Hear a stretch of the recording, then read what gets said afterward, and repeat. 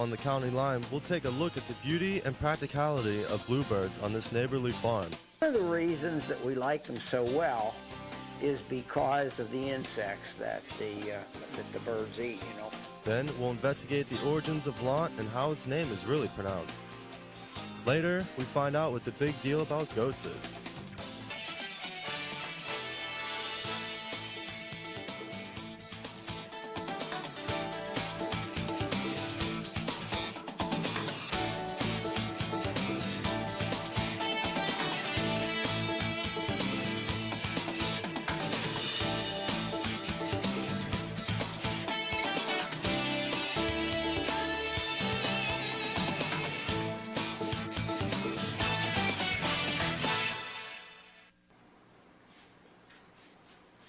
Good evening and welcome to the County Line. I'm Brittany Grego. And I'm Scott Lawrence. Tonight we begin with the sad story of the passing of Wilmington area graduate Clint DeRosa. DeRosa died unexpectedly last Friday in his Waynesburg College dorm room. The 18-year-old died of natural causes, a ruptured brain aneurysm. Friends and family gathered at St. Vitus in Newcastle yesterday for the funeral of the former Wilmington football star. The defensive tackle and starting center helped the Hounds capture their first state championship in 2008. Friends shocked by DeRosa's sudden death were moved to create a memorial at the Hounds Stadium over the weekend. Here's a brief video tribute to the Hounds' former All-Star.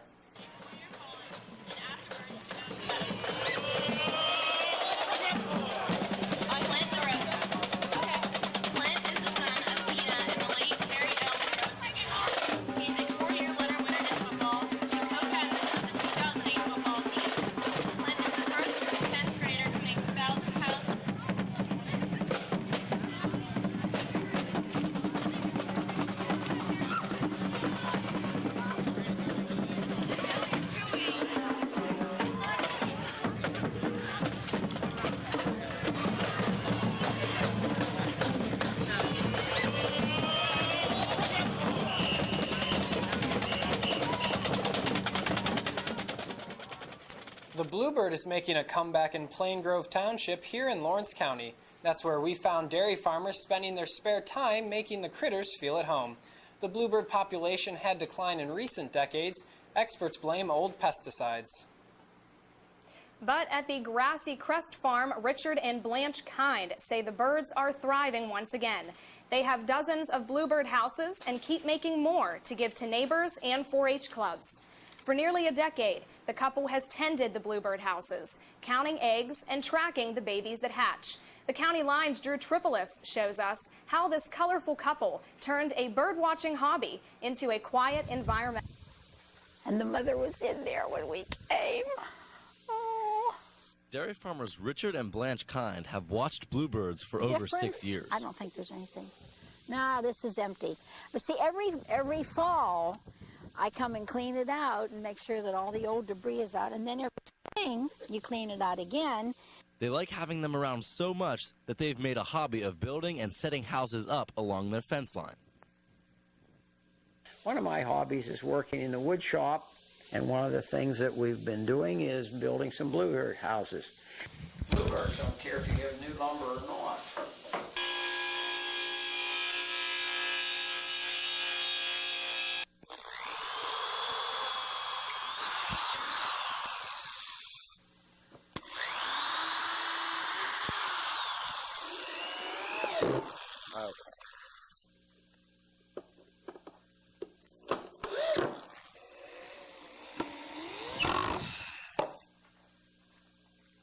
While Richard assembles the houses, Blanche keeps track and maintains the finished products. Yeah, I keep a spreadsheet. Number one, and then if I check them on a certain date, I mark it down and what, nest, 2 eggs, and then 2 weeks later, 4 eggs, and 2 weeks later, 4 babies, and, The birds are great to look at, but having them around has other benefits. One of the reasons that we like them so well is because of the insects that the birds eat, That they're insect eaters and that they're a beautiful bird. There we go. Okay, that is a sparrow nest. See how messy it is? That is a sparrow nest. And you want to take it out. Because they have lots of places in trees and in the woods that they can build And this Mrs. Sparrow can just go over and find herself someplace else because we want Mrs. Bluebird in here. With help from the Kinds, Totally the birds are amazing back. that they have made a comeback. That's the most important thing. They have made a comeback. In Plain Grove Township, for the County Line, I'm Drew Trifolis. You can get your own bluebird house from the Pennsylvania Game Commission. The commission offers boxes for nests you can buy. A house costs $7 plus shipping and handling. You can order them from the Game Commission by calling 1-888-888-3459 while supplies last. Game officials stress bluebirds are early nesters, so now is the time to put up a nest box. The Lawrence County coroner has identified a PennDOT worker killed on Thursday in an accident in Pulaski Township along Route 551. The coroner says 42-year-old Richard Bentel of Elwood City died when he slipped from a road grader and fell underneath the tires. Police say Bentel was hitching a ride on the slow-moving grader when he fell. The accident took place during the 2010 National Work Zone Awareness Week. State police say they have shut down a two-state burglary ring involving more than 60 homes in Lawrence and neighboring counties. According to police, 24-year-old Nicholas Farmer of Miles, Ohio, was arrested last week while allegedly in the middle of committing a burglary at a residence in Columbiana County, Ohio. The arrest followed a 6-week investigation of daylight burglaries in western Pennsylvania and eastern Ohio. Coming up next, Ashley Bishop takes us into Volant and looks into the pronunciation of the town's name. Volant. Volant. Volant. Volant.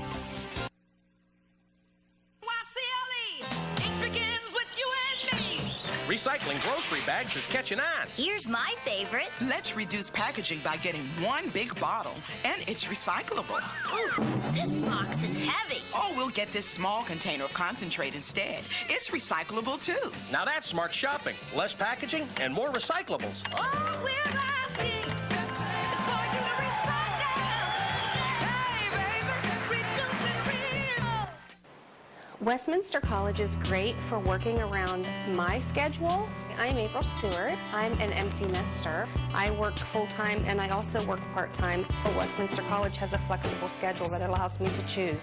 Going to college is not something that I always thought I would be able to do. The flexible schedule at Westminster College has really enabled me to pursue something that I thought would never be able to come true. And so this has been a lifelong dream of mine. The tiny borough of Volant is home to numerous shops and antiques. Scott, don't you mean Volant? No, Brittany, I'm pretty sure it's Volant. Thankfully, our own Ashley Bishop will finally solve this mystery. Within the next 2 years, a local landmark will turn 200 years old. The Volant Mill celebrates its bicentennial in 2012. The mill itself actually is older than the town name. The quiet little town has a hidden story about its name. Here's Ashley Bishop with the correct pronunciation.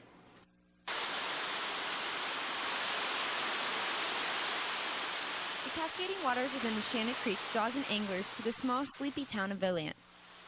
Patrons come from all over to fish, shop, and relax. Many know the name, but what is the right way to say it? Volant. Volant. Volant. Volant. So the town, Volant, or is it Volant, hasn't always had that name. It had a different name. Originally, it was owned by a family called Locke, L-O-C-K-E, and it was called Lockville. Well, then somewhere along in time, it got its name changed to Volant. And in '76, we did extensive digging into the courthouse records and things for the bicentennial. And the only reference we ever found in anything was that apparently the hunters used to come here from Pittsburgh by train, and that they said that some hunters saw some ducks, and they go volare, which sort of what we interpret as Latin for they fly. So that's the only thing we ever have had as any proof that it was changed or anything. It just became. The peaceful town once was a bustling location with a covered bridge, college, brick company, and numerous shops. Unofficial town historian Betty Steves collects old photographs and explains how the town is timeless. But it's just something about people liking to get out and come to a place like this like it used to be, although it's not quite like that. You know what I mean? It's changed, but yet it's still different than in Pittsburgh.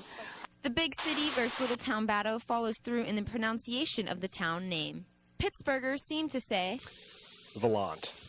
I call it Volant. I say Volant. I say Volant.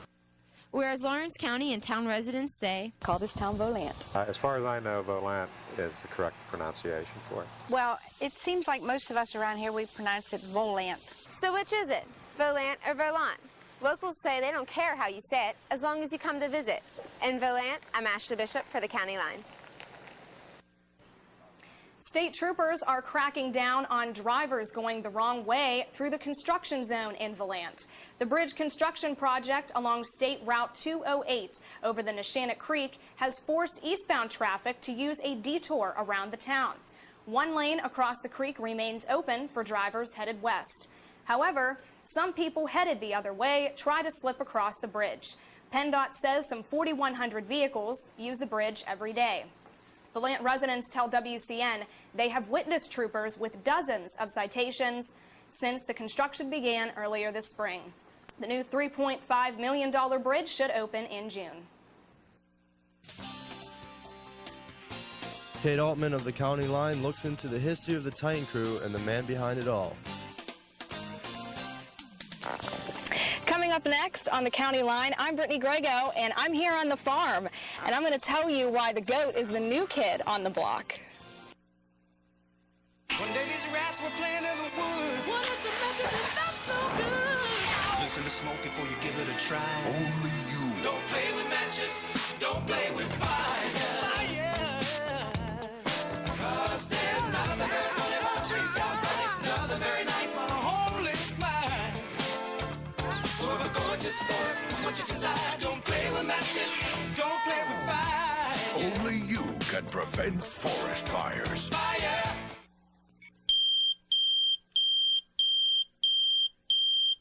Remember, if there's ever an emergency, we meet here at the bottom of the driveway. And I'll get the emergency disaster kit out of the kitchen. Once we're all together, then we'll decide what to do.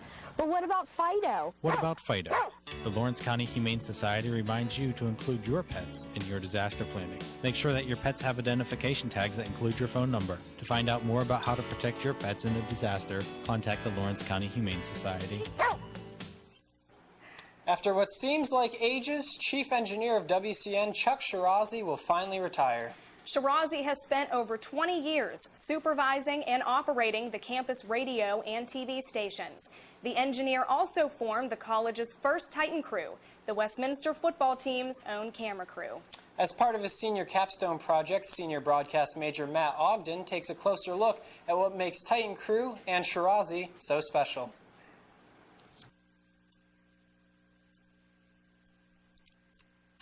The very first year, I'm going to say 89, physical plant had a half-ton white van, window van, no seats in the back. And I put together a little portable rollabout cart that had two monitors in it, a few DAs, a little Panasonic switcher, and a very small audio board. I was sitting on a tire. That was my chair. It wasn't even a Titan crew. Nowhere near. It was just a couple of the kids up on cameras, and then I added this one on the field. We had Satacom cameras, JVC. I made the camera cables up out of coax, audio lines, whatever I needed. And every Saturday, we just were doing home games yet, though. We'd go to the football field, and the press box, the press box wasn't much to brag about, but we just plugged this bad boy in, and we did our first home game. And we did it on 3/4-inch tape. That's how it began. After that little white van, maybe a couple years later, I don't remember, I got a 3/4-ton blue van, window van with physical plant hat. So one summer, I took it, gutted all the seats out of it, in the back, threw them out. Turned to one that was in right behind the driver passenger seat, flipped it around backwards, and I put 2 racks in. And I had this little 6-input switcher. It was way in the back. I made that where the director was, and we had these big JVC 3/4-inch tape machines. I mean, they were about that long, about that deep, and about that tall, and you could use them as a boat anchor. They were heavy. And I put 2 of them in there. Then I made another rack. We had, if you want to use the term, character generator, and it wasn't that great. We did a national championship game out of that bad boy. Took a little bit of time, Omaha, Nebraska, out and back. The kids came out later with the football team. They showed up like on Friday. I left on a Tuesday, I think. We did a national championship game live from Portland, Oregon, via satellite on KBL. The biggest memory from that was everyone going out to Portland, Oregon after the last win at Westminster and going out there for the national championship game against Pacific Lutheran. Right there, we're doing a live satellite broadcast of a national championship game. That's one of the coolest things I think I was ever a part of in college. First time I ever got to fly in an airplane. It was the first time I was ever on the West Coast. Saw the Pacific Ocean flying in. It rained in Portland the whole time. And just going through the setup, or actually the teardown was the biggest thing we had to do afterwards with all the cables for the satellite. That was quite a bit of work, but it was so much fun. It's something that I haven't really forgotten after all these years. Then eventually we came up with the truck we have today. And the Wilmington Volunteer Fire Department was buying a new truck, and they asked us if we'd like to buy it, and we got the okay to go buy it. And then I made this one, so this is really my 3rd truck. But how the Titan crew came about, we started doing more and more as we grew. And as we got the first 3/4-ton truck, we got the freshmen involved. And the way I looked at things, I feel if you really like this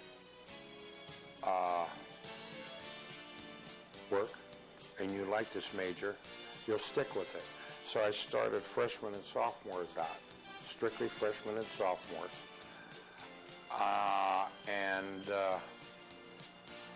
I let them do the high school games. The people that stuck with me for the 3rd and 4th year, I moved them up to the Titan crew because they had experience, because the high schools was the groundbreaking. The high school was the groundbreaking. And if you stuck with it, I'll move you up to the Titan crew.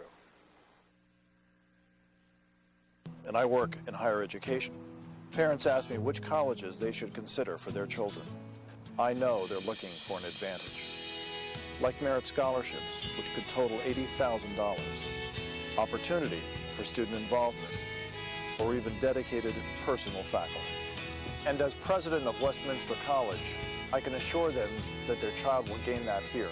So if you want an advantage, consider Westminster. Everyone should have a plan for what to do if disaster strikes. And if you have pets, you should have one for them too. Always have up-to-date identification on your dog or cat. Keep current color photos of your pets with the rest of your emergency supplies. If you know danger is coming, get your dogs on a leash and your cats in a carrier as soon as possible. Remember, your pet is safest when it's with you. This message brought to you on behalf of the Lawrence County Humane Society.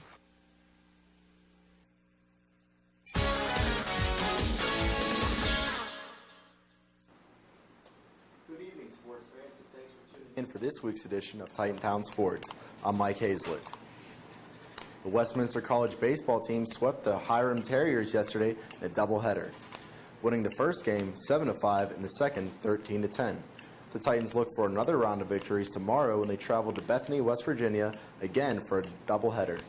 In other men's sports news, the tennis team finished their season this past Saturday when they finished 5th in the PAC Championships in Erie. Their record for the season was 3-9. The men and women's golf teams also finished their season this Saturday. At the Grove City Invitational, the men's team took 4th, while the women's finished in 3rd place. Still going strong this spring is the Westminster track and field team. After competing at an unscored tournament held at Baldwin-Wallace, the team collectively had 10 individuals who placed in the top 8. The Titans will be carrying their momentum into the PAC Championships held at Grove City this Saturday. Titantown sports reporter Forrest Mintier caught up with head coach Tim McNeil to talk about how the team is going to prepare for the tournament. Well, I'm real pleased with the way things are going with both our teams. Our men are as strong as they've been in probably maybe 20 years. And our women have an opportunity to win the conference for the third straight time, which, as far as I know, just my small amount of research I've done, I don't think any Westminster team has won 3 straight PAC championships. So we have an opportunity to do that. I feel like a good opportunity if things work out for us. So, what are we doing this week to prepare for the pack? Well, basically, this week is not a physically strenuous week. We talk about peaking all the time, and the key thing is to make sure our legs are fresh and ready to go for Saturday.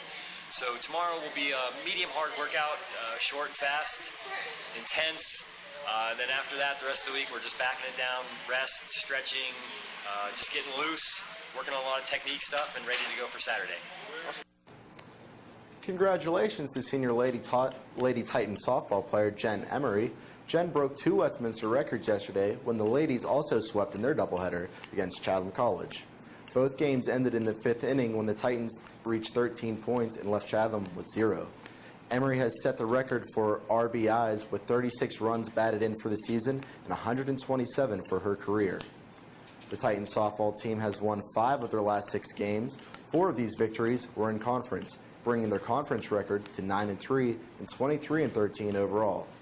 The Lady Titans look to finish their regular season strong with a victory against Thomas More this Saturday at 1 o'clock.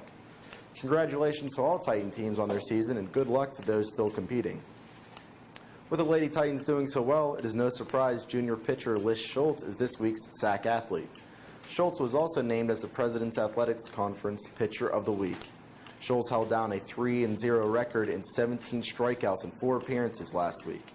Look to see Liz take the field in the upcoming game against Thomas More. Congratulations, Liz. Moving on to professional sports, the Pittsburgh Penguins clinched a series victory in the first round of the playoffs on Saturday in Game 6 against the Ottawa Senators. Pasquale Dupuis scored the 4th and final goal in overtime. The Penguins recover from the 6-game series and gear up to take on the Montreal Canadiens tomorrow at 7. The Pittsburgh Pirates will be playing late games under the lights of Dodger Stadium tonight and tomorrow night when they face the Dodgers. Both games start at 10 o'clock. The Cleveland Indians will be hosting the Minnesota Twins tomorrow at 7 after losing their game yesterday 3-4. And that wraps up this week's segment of Titantown Sports. Be sure to tune in next week for playoff results and Titans recap. But don't change the channel just yet. More County Line is up next. Yeah, I used to come out here when I was a kid. Nothing. No, I definitely heard something. Who's that? Let's get out of here! What are you doing? Shut the door! Okay. He does? I say! Come on, baby!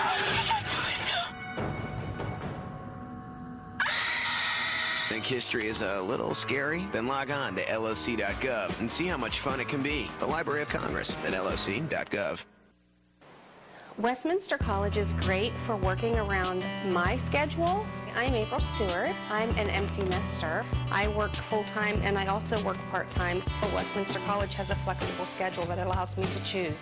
Going to college is not something that I always thought I would be able to do. The flexible schedule at Westminster College has really enabled me to pursue something that I thought would never be able to come true. And so this has been a lifelong dream of mine. Goats are furry, playful farm animals, and after spending an afternoon with them, Brittany, you can tell about their many benefits. Last week, I stopped by Misty Lane Farm to meet one Lawrence County native who's trying to diversify on his sheep farm as he makes the goat more popular than ever before. They see me, and it's usually not good things. Shenango High School grad Eric Irvin discovered his love of animals at the age of 8.